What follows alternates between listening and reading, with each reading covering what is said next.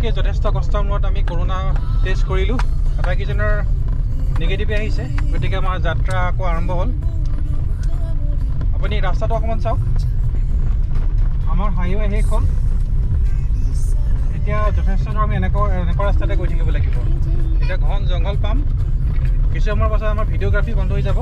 জাৰকাটাং gate আৰু পামগৈ আৰু 15 কিলোমিটাৰমান ৰাস্তা আছে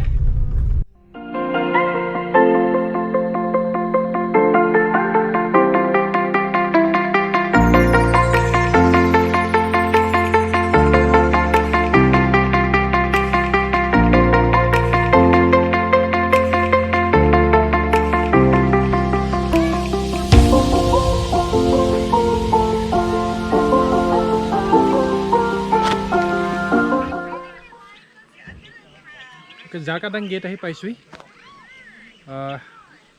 2টা বজাত কনভয় আছে অকণমান খাই লওঁ ঘৰৰ পৰা বান্ধি খুন্দি আনিছোঁ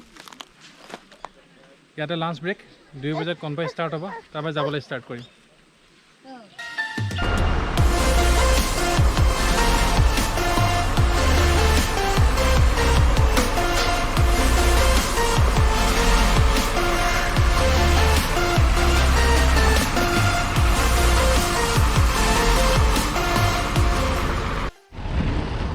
জাৰকাটাং গেট পাৰ হৈ জাৰৱাৰ ৰিজাৰ্ভ ফৰেষ্টৰ মাজে মাজে আহি প্ৰথমটো সাগৰীয় প্ৰণালী মানে চি চেনেল পাৰ হৈ বাৰাটাং নামৰ ঠাইত আমাৰ ভিডিঅ'গ্ৰাফী আকৌ আৰম্ভ হ'ল বাৰাটাং আহি পালোহি অৱশেষত ইয়াৰ পৰা ভিডিঅ'গ্ৰাফী এলাও আছে ইয়াৰ পৰা আমি ভিডিঅ'গ্ৰাফী কৰিম এইবিলাক চব স্পীড বোট ইয়াত পৰি আছে কৰোণা নথকা কালত ইয়াৰ পৰা লাইমষ্টন কেবলৈ যাব পাৰি কিন্তু কৰোণা কালত এই গোটেইখিনি বন্ধ হৈ আছে ইয়াত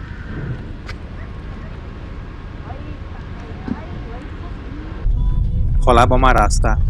দুই কাষে হাবি অতি কম জনবসতিপূৰ্ণ অঞ্চলৰ মাজে মাজে প্ৰায় 25 কিলোমিটাৰ দূৰত্ব প্ৰায় এঘণ্টা সময় ড্ৰাইভিং ইয়াৰ পিছতে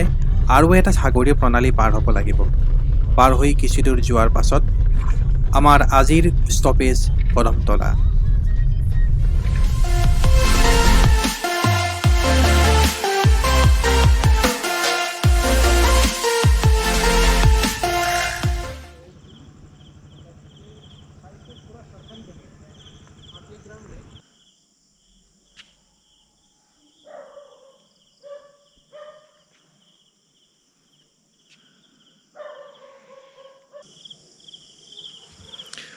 সন্ধিয়া প্ৰায় 7টামান বজাত আহি